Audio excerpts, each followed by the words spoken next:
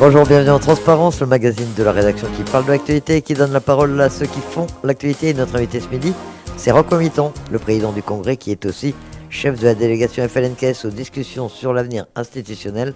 Rocco Mitton, bonjour. Bonjour. Merci d'avoir accepté notre invitation. Alors, on vient de terminer une séquence de visites ministérielles particulièrement dense.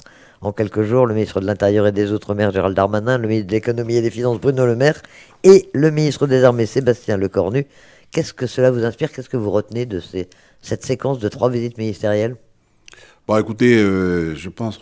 D'abord, bonjour. Bonjour Elisabeth, bonjour aussi aux auditeurs. Je ne suis pas tout seul comme chef de délégation de la FLNKS. Il y a aussi M. Victor Ducrot. Voilà, puisque, comment le FLNKS a décidé de... Voilà, on va revenir sur la spécificité de cette délégation FLNKS.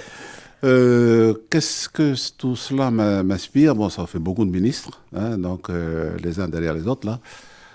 Et de haut niveau, en plus, c'est vraiment des ministres de premier plan. C'est sûr, de haut niveau. Je pense que, pour moi, c'est mon analyse, c'est la déclinaison de ce qu'a annoncé le président de la République, M. Macron, Emmanuel Macron, lorsqu'il est passé à Nouméa, en juillet, et lors de son discours, que l'indépendance de la France passe par la Nouvelle-Calédonie.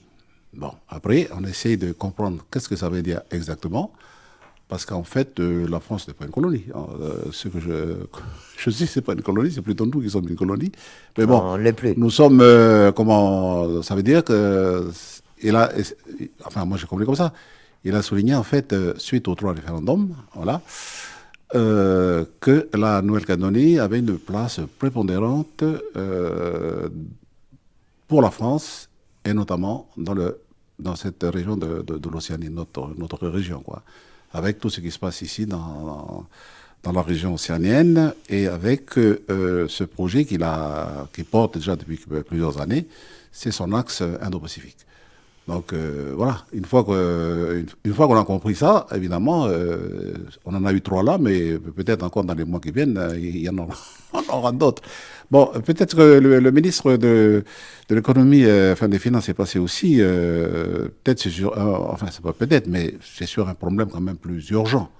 C'est peut-être on va en parler tout à l'heure, c'est la question du nickel, et notamment il faut absolument sauver les 3 opérateurs métallurgiques, parce que laisser ces 3 usines à l'abandon sans aide de l'État ou de quelque autre structure, et notamment la Nouvelle-Calédonie, c'est un crime, on peut dire, un crime social, parce que le résultat, c'est quoi? C'est entre 13 500 et 14 000 personnes sur le carreau.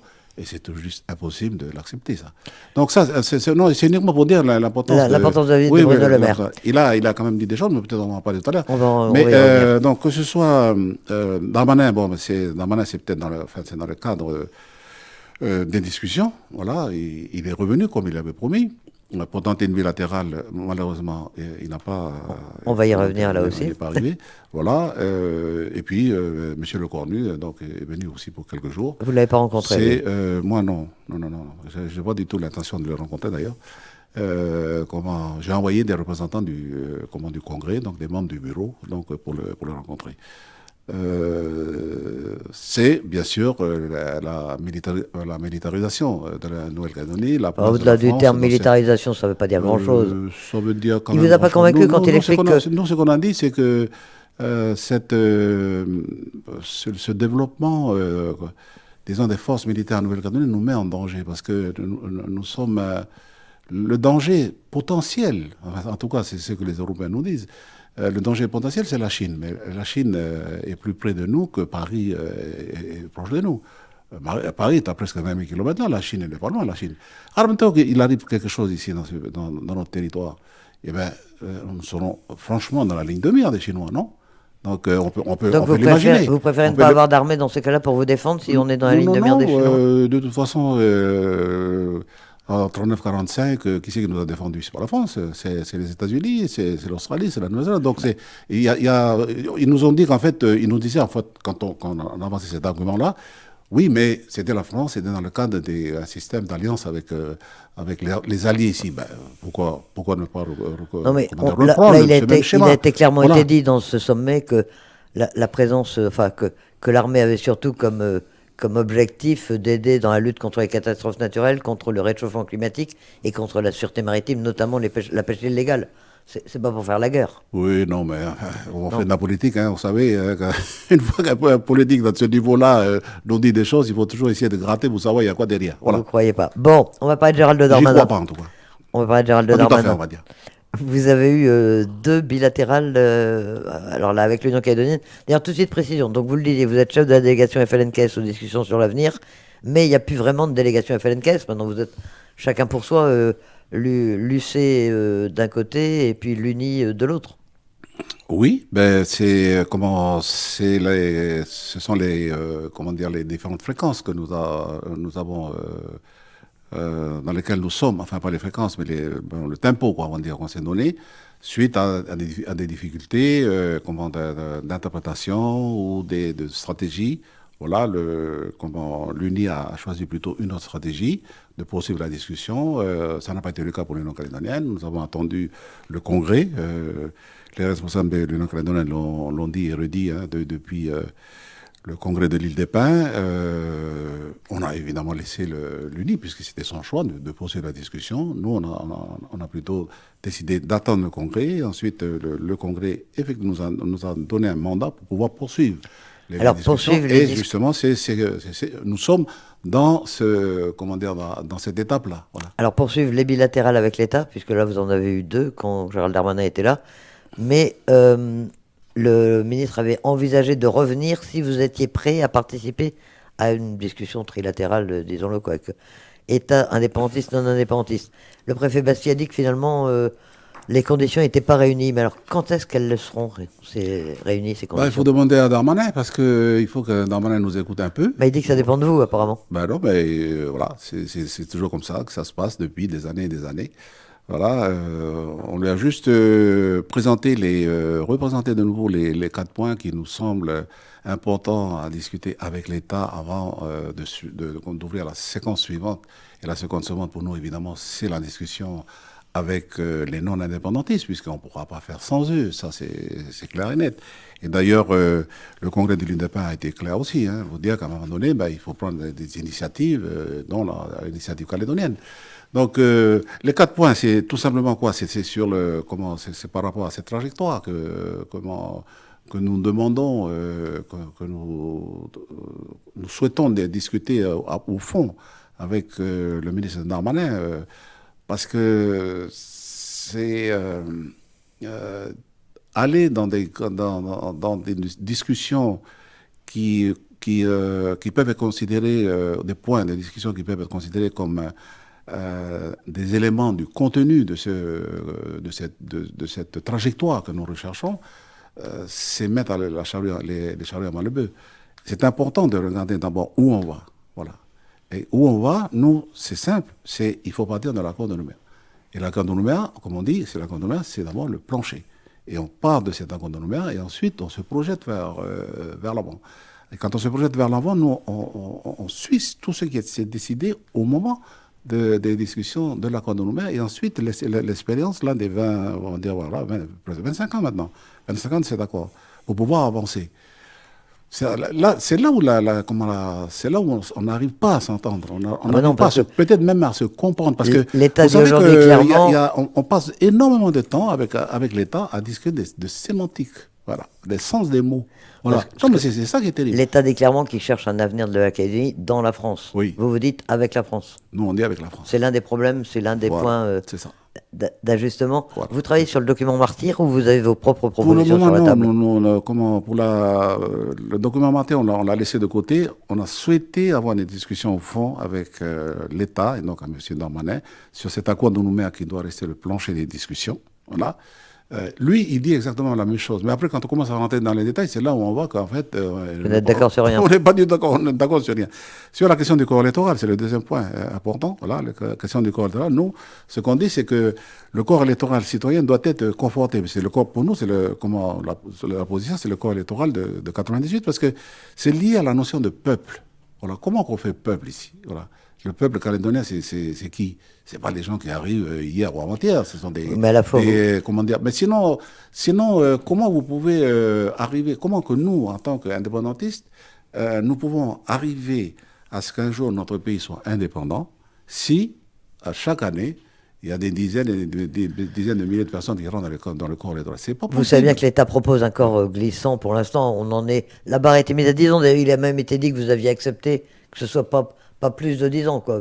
Mais que vous acceptiez cette barre de Mais, 10 ans. mais voilà encore. Et l'UNI semble l'avoir accepté aussi. Voilà le problème, c'est on a accepté, mais on a accepté quoi? On n'a accepté rien du tout. C'est lui qui a interprété ça lorsqu'il était passé ici au mois de juin dernier.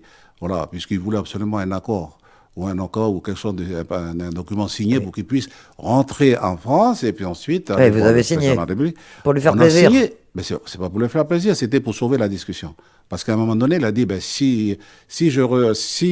comment dire, on ne signe pas de document ce soir, si on arrive, comment il y a un désaccord total, moi je m'arrête là, je vais pas à la télé, je pars, je rentre à Paris. Et ensuite, on a demandé un temps mort, on va dire. Et puis, on s'est dit, on a discuté entre nous, puis on s'est dit, mais il faut quand même laisser une chance à la discussion pour se poursuivre. Mais il a failli partir quand même, M. Darmanin. Et ce sur quoi on a été d'accord, c'était uniquement sur, OK, ben, voyons si sur les 10 ans, on fait les calculs, regardez comment c'est les 10 ans, le nombre de populations, de personnes, etc., sur les listes, etc. Et puis, à partir de là, eh ben, on donnera une position. Mais ce n'était pas encore c'est la position, c'est pas une position arrêtée, si vous voulez. Mais c'est vrai que l'UNI, après, a donné sa position. Mais le président de la République, Sur lui, comment une durée de résidence à 10 ans. Ouais. voilà, le président de la République, la première ministre, les différents ministres confirment l'intention d'une révision constitutionnelle consacrée au dégel du corps électoral. Alors maintenant, révision constitutionnelle ou loi organique, on ne sait pas trop, mais il y aura bien un dégel du corps électoral. Qu'est-ce que vous allez faire? Vous allez le prendre en compte? Vous allez en prendre acte une fois que ce sera fait? Eh ben, écoutez, ce que nous a dit Darmanin, c'est que il est obligé d'organiser, le gouvernement français est obligé d'organiser les élections provinciales en 2024. OK. Et comme il constate que les discussions n'avancent pas comme il l'entend, au rythme comme il l'entend, voilà, sauf peut-être avec UNI et les non-indépendantistes, mais il demande absolument que l'Union calédonienne rentre dans la discussion parce qu'il nous a répété plusieurs fois ici. Puis d'ailleurs, il avait dit ça publiquement aussi, lors de son débat télévisé, là. Il a dit tout simplement qu'il ne peut pas signer un accord si l'Union calédonienne n'est pas là. L'Union calédonienne, c'est le mouvement indépendantiste le plus important ici en Nouvelle-Calédonie. Voilà, et maintenant, on a ouvert on a élargi l'assiette, on va dire ça comme ça. Puisque ce sont les forces progressistes et nationalistes qui sont maintenant avec l'Union calédonienne. Donc évidemment qu'un ministre chargé de des discussions sur l'avenir ne peut pas faire comme si l'Union calédonienne n'existait pas. Donc ça c'est une chose. Ça c'est une chose.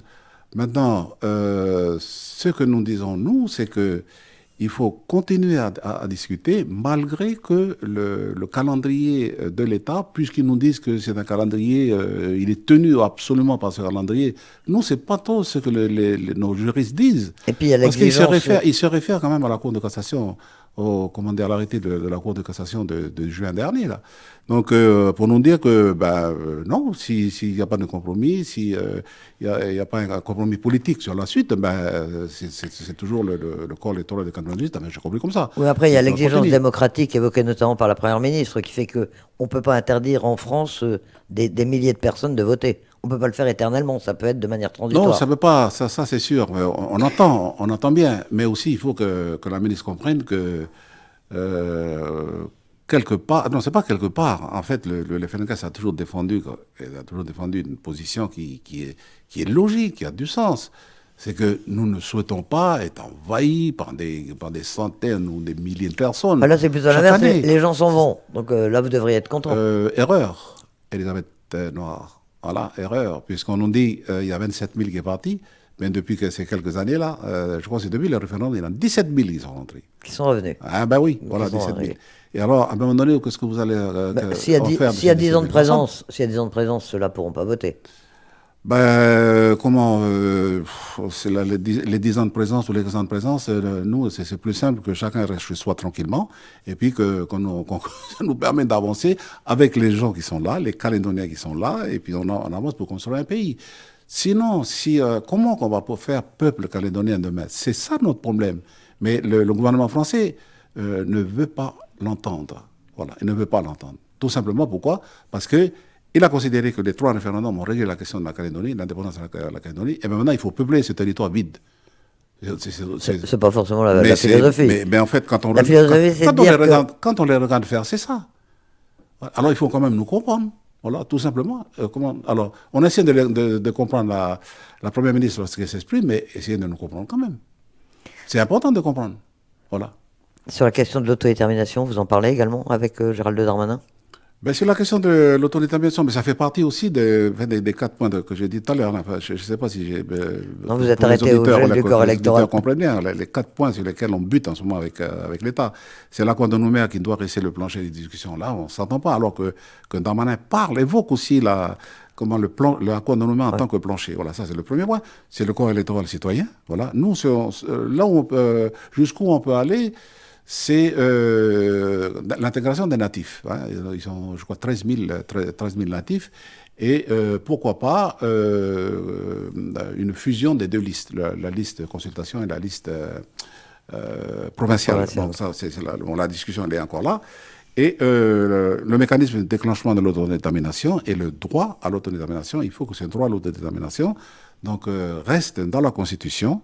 Et ensuite, avec le mécanisme de déclenchement. Voilà, c'est ça c'est important. Et puis, le statut, la question du statut futur, pour nous, on dit, alors, voilà, on retombe encore dans les questions de sémantique. Nous, on dit que ce statut-là, il faut que ce soit un statut transitoire, un peu comme le statut de la... Comme l'accord de Nouméa. Oui, voilà, comme l'accord de Nouméa.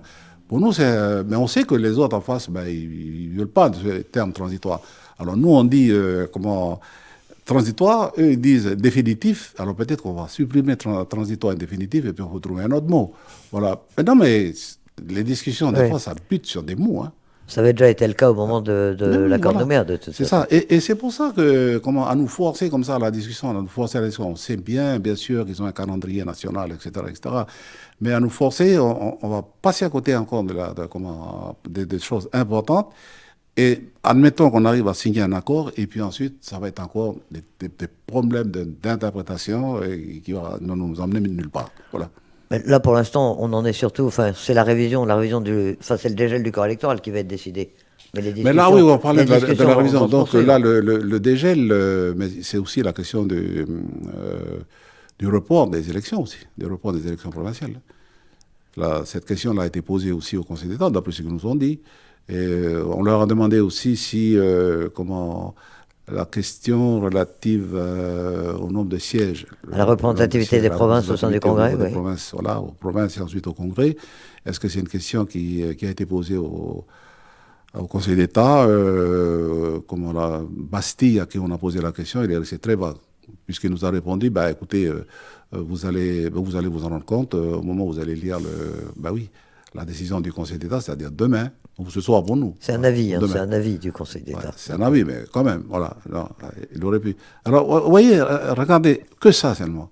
Dans les discussions depuis les 30 dernières années qui viennent de se passer là, à chaque fois, l'État nous consultait. Quand il y avait des démarches importantes à mener, qui concernent ces questions fondamentales, que ce soit le corps électoral ou l'autodétermination, etc. Et s'il y avait une question qui était posée, ils nous demandaient quand même notre avis avant de saisir le Conseil d'État. Là, non, ils font leur travail dans leur petit coin là-bas, et puis ensuite, ils nous imposent ça. Mais c'est un peu compliqué quand même à accepter quand même de la façon dont on est traité dans ces négociations. Voilà. Et à votre avis, ça va reprendre quand même Vous avez une idée du moment où ça va pouvoir reprendre vraiment? En fait, vous allez laisser passer les vacances on se base actuellement sur ce que nous a dit Darmanin avant de partir. C'est il est obligé de lancer la mécanique. Voilà, ok. Donc il lance. Les textes étaient prêts lorsqu'il était passé. Donc le texte qui a été soumis au Conseil d'État pour avis. Et dès qu'ils auront la réponse donc, à leurs questions et sur la question notamment soit la loi organique, soit la loi organique ou la révision constitutionnelle, le texte va être transmis au Congrès, voilà, pour avis. Donc le Congrès va s'en saisir rapidement. Et ce qu'il souhaite, lui, mais c'est J'ai écouté aussi le Premier ministre, il a dit pareil, hein, il a dit la même chose. C'est-à-dire que ils sont toujours ils ont toujours l'espoir, ils gardent l'espoir qu'on arrive à un accord global. Un accord global. Et ce qu'ils nous disent, c'est que pour arriver à un accord global, il faut aller, bon, bien sûr, on va aller à notre rythme, du fait que les élections provinciales donc, ils vont être reportées de quelques mois. Voilà, peuvent être reportées pour quelques mois là. Donc on aura un peu plus de temps pour arriver à un accord global, parce que c'est l'accord global, d'après ce qu'ils nous disent, qui va bloquer en fait le processus dans lequel. Alors moi j'ai un peu de mal c'est pas à comprendre, mais à concevoir qu'ils sont complètement, ils sont complètement focalisés sur l'élection provinciale. Même si on va au suicide, on va dire ça comme ça, eh ben non, il faut le faire parce qu'on est obligé de le faire. Hein, ce sont des principes républicains, etc., au vu de la loi, la Constitution, ok. Mais bon, aidez-nous à faire en sorte que on puisse reprendre les discussions pour bloquer la machine. Bon, on va éviter d'aller au suicide. On va attendre l'avis du Conseil d'État dans un premier temps. Ben voilà. Je voudrais vous entendre sur le nickel, on en parlait tout à l'heure. Hein, donc c'est aussi l'un des enjeux importants des prochaines semaines, des prochains mois, même des premières semaines. Hein. Bruno Le Maire dit qu'il faut un accord en janvier. En gros, l'accord qu'il a posé sur la table, c'est l'État qui est prêt à subventionner l'énergie, à aider à la transition énergétique, mais les industriels d'un côté, les élus calédoniens de l'autre côté, doivent faire leur part. Qu'est-ce que vous pensez de cette approche? Il a eu raison de poser les choses comme ça? L'État ne peut pas aider à fond perdu? C'est la position de ce gouvernement-là. Peut-être si on avait affaire à un autre gouvernement, ce serait différent. Mais bon, ce gouvernement-là nous dit ça. Bon, c'est pas la première fois qu'il est dit. Il applique en fait les discours, enfin la teneur des discours tenus par le président de la République. Que l'État n'a pas du tout l'intention de financer à perte. C'est juste pas possible, mais je pense que c'est du bon sens, c'est dans la logique. Alors comment faire maintenant? Comment faire? Parce que ces trois usines là, ils sont, ils sont quand même dans des situations, vraiment inquiétantes pour nous, voilà. Puisque ce qui est visé finalement, c'est quoi?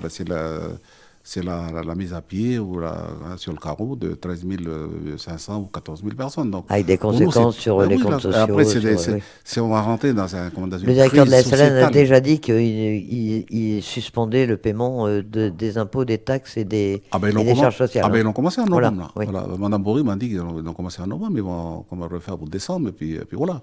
On rentre dans une sorte d'engrenage qui peut arriver à un effondrement du système. Hein. Ça risque on risque d'avoir une crise systémique du coup. Alors là, donc il faut éviter ça. L'un des problèmes, c'est l'accès à la ressource. Il y a l'énergie. Il n'y a pas que ça. Il y a l'énergie, mais c'est un ensemble. C'est un ensemble. Il y a le problème aussi de trésorerie de ces sociétés. Il y a un problème aussi de gouvernance de ces sociétés. Voilà, l'énergie. Mais ce sont les problèmes qu'on connaît ces problèmes-là. Mais maintenant, comment on fait? Parce qu'il faut de l'argent pour, ne serait-ce que sur la question de l'énergie. On nous dit qu'il faut, les opérateurs ici nous disent, nous, on voudrait bien produire du nickel, mais sur le même tarif que le tarif de l'énergie en Indonésie. Sauf que, c'est pas tout à fait pareil. Hein. Pendant qu'ils y sont, pourquoi ils ne demandent pas aussi le prix, le coût de la main-d'œuvre aussi, comme là-bas? Mais, enfin, bref. Donc, on connaît tous ces éléments-là qui nous perturbent et puis qui nous emmènent donc à la catastrophe. On le connaît. Maintenant, c'est la volonté politique. Voilà. Et la volonté politique, c'est bien sûr l'État, il l'a annoncé. Il a été quand même, il a quand même utilisé des mots violents quand même. Le ministre, là, Bruno Le Maire. Oui, Bruno Le Maire, au Congrès. Il nous a dit, si vous ne mettez rien, si vous ne faites rien, si les opérateurs ne font rien, l'État ne mettra pas un franc. Et nous allons, il a dit ça, le gouvernement donc, va désigner, à la vindicte populaire, si on peut dire ça comme ça, les responsables. Mais ça veut dire quoi ça? Non, mais il ne va pas lever le petit doigt, l'État il va laisser s'effondrer comme ça. C'est peut-être pour vous inciter. Qui peut ensuite entraîner un effondrement du système. C'est peut-être aussi pour inciter les politiques calédoniens à prendre un certain nombre de mesures, celles qui sont dans leurs compétences. Bon, alors ça, c'est vrai. Moi, j'ai pris aussi, j'ai essayé de comprendre, ou en tout cas, dans ce sens-là que vous dites. Bon, c'était aussi pour nous pousser, voilà. Parce qu'il faut le pousser. Puis quand on arrive au fait, ben, on n'a pas trop l'intention de penser à tout ça. Mais il faut y penser. Parce que c'est tout juste inacceptable de laisser la situation telle qu'elle est. J'ai eu la lettre de Madame Souvé, la présidente de l'intergroupe des loyalistes, et puis la présidente du groupe Rassemblement, Virginie Fnac. Donc, j'ai regardé cette lettre avec beaucoup d'attention. Donc, ils m'ont demandé de réunir les chefs de groupe et les élus hors groupe de façon à discuter de ce sujet. C'est sur la question de la loi de... enfin, c'est la loi de pays de 2020 qu'avait présenté à l'époque le président Santa. Voilà, donc je vais regarder sur les exportations, celle-là. Voilà, c'est sur les exportations. Voilà, c'est sur comment toucher modifier, pas modifier les réserves, mais c'est comment c'est pour le minerai fatal, le minerai fatal, sur les réserves géographiques, là, voilà, et météorologiques. Voilà. Donc c'est une proposition, mais j'étais en train de réfléchir à cela. Bon, je suis en train de prendre des avis, quoi, de droite et de gauche, là, parce que ça va être la partie du Congrès, puisque quand il est venu au Congrès, il nous a pointé comme ça. Il a dit, vous avez des textes qui sont sur le bureau du Congrès, essayez de prendre vos responsabilités déjà ce texte-là. Moi, mon approche, c'est plus de dire, est-ce qu'il serait possible de se réunir d'abord dans tous les acteurs de ce secteur-là pour pouvoir avancer ensemble. Avec les industriels. Avec les industriels. Parce qu'on est tous, il faut que tout le monde avance ensemble. Il y a eu déjà c'est le Congrès qui peut avancer. Des groupes de travail nickel, il y en a eu déjà. Pardon ? Des groupes de travail nickel, il y en a eu déjà. Vous n'avez pas forcément avancé à cette occasion, si ? Oui, mais là, on a le en travaillant sur la base de texte. Là, du coup, on a l'épée, je ne sais pas si c'est l'épée de Damoclès ou le couteau sur la gorge, là, du coup. Ben oui, parce que ça va être des milliers de familles qui vont être sur le tas. Moi, en tant que responsable du Congrès, ou tout simplement calédonien, kanak, voilà, je ne peux pas accepter ça, c'est pas possible. Donc là où je suis, j'essaie de faire le maximum pour éviter ça. Mais c'est la part du Congrès. Mais là, le Congrès ne peut pas faire tout seul de son côté, les opérateurs tout seul de l'autre, l'État tout seul. Il faut qu'on en arrive à travailler. Et les provinces, il y a une autre proposition de loi sur le principe de silence vaut acceptation. Oui, c'est ça. Mais ça vous paraît intéressant, il y a des, comment dire, c'est une proposition, il y a d'autres propositions. Le député Nicolas Mazov aussi a fait une proposition, voilà, c'est de reprendre la compétence, voilà. Tout ça, ce sont des propositions, mais qui c'est qui peut, comment dire, pas manager, mais gérer un peu tout ça, ou coordonner tout ça. Oui, mais il y a urgence en plus. Ben, il y a urgence. Alors moi, ce que j'ai dit, bon, ok, on va réunir les chefs de groupe, mais moi, je vais leur faire cette proposition-là. C'est que, ok, sur ces textes-là, mais il faut regarder... Sur l'exportation, donc ça vous paraît... Il faut regarder le problème dans son ensemble. C'est-à-dire qu'il faut que les opérateurs, et puis les financeurs derrière aussi, il faut qu'ils soient là aussi à la table. Alors, est-ce que c'est le président du Congrès qui doit le faire, le président du gouvernement, l'État? Moi, je dis que c'est je sonne aussi je tire aussi la sonnette d'alarme. Alors moi, je suis prêt à le faire, voilà, pour réunir tout le monde, parce que le Congrès peut examiner ce genre de textes dans les jours qui viennent, dans les semaines qui viennent. Mais le Congrès ne pourra pas faire tout seul, et puis il y aura des débats là-haut.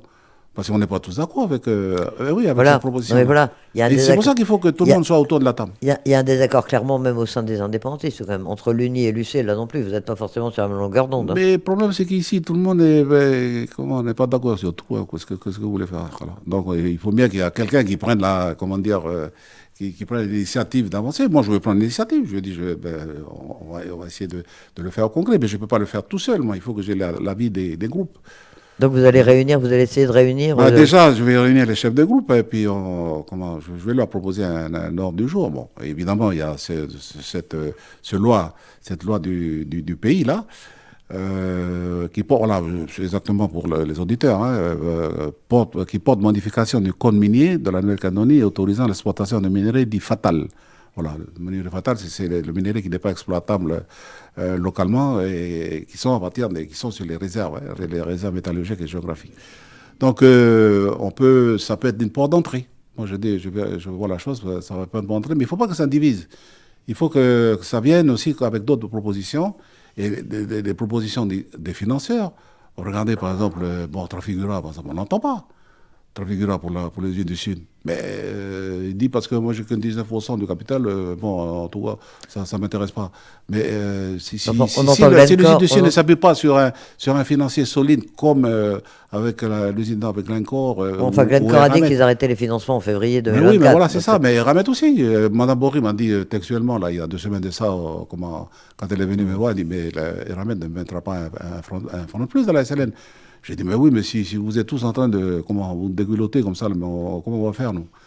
On veut bien essayer de coordonner, mais bon, il faut aussi vous pensez, vous il pensez faut aujourd'hui comment que, qu'il y ait une volonté politique et puis qu'il se concrétise. Voilà, c'est ce que je veux. et sans volonté, vous pensez qu'il y a l'une des usines qui va arrêter, dont l'activité pourrait cesser? Mais le problème, il faut pas il faut absolument qu'aucune usine des 3 usines s'arrête.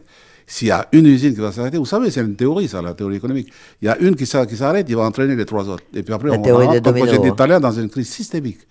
Et une crise systémique à Calédonie, attention, ça, Vous restez en contact, je ne sais pas comment on va s'en sortir de là. vous restez en contact avec le cabinet de Bruno Le Maire pour voir si, comment vous pouvez harmoniser les choses entre les décisions que prendraient les élus calédoniens et l'attitude qui pourrait être celle de l'État, l'aide qui pourrait être celle de l'État? Pour le moment, je n'ai pas pris contact avec l'État, ou le commissaire ou quelqu'un d'autre, mais effectivement, nous allons réunir, je vais réunir les chefs de groupe et puis on va en discuter. Le nickel, ça vous semble plus urgent, plus décisif que l'avenir institutionnel, ou les deux sont liés aujourd'hui? Ben, le problème, c'est que, comme en 98, ben, les deux sont liés. Alors, c'est souvent comme ça, hein, puisque le nickel et Nouvelle-Calédonie, ça marche ensemble depuis plus de 100 ans ou 120 ans, quoi, voilà. Donc, Donc, c'est un fait, c'est factuel, donc il faut le prendre tel que. on sent que vous avez une réelle inquiétude. Vous allez donc réunir on retient cette proposition, donc de réunir Oui, les groupes politiques pour essayer de trouver une solution voilà. pour les usines de nickel de Nouvelle-Calédonie. Voilà, c'est ça. Je pense que c'est pas que je pense, je vais le faire. Ouais. Eh bien, nous retiendrons cette information. Merci, Rocco Mitton, d'avoir accepté notre invitation. Merci de m'avoir invité.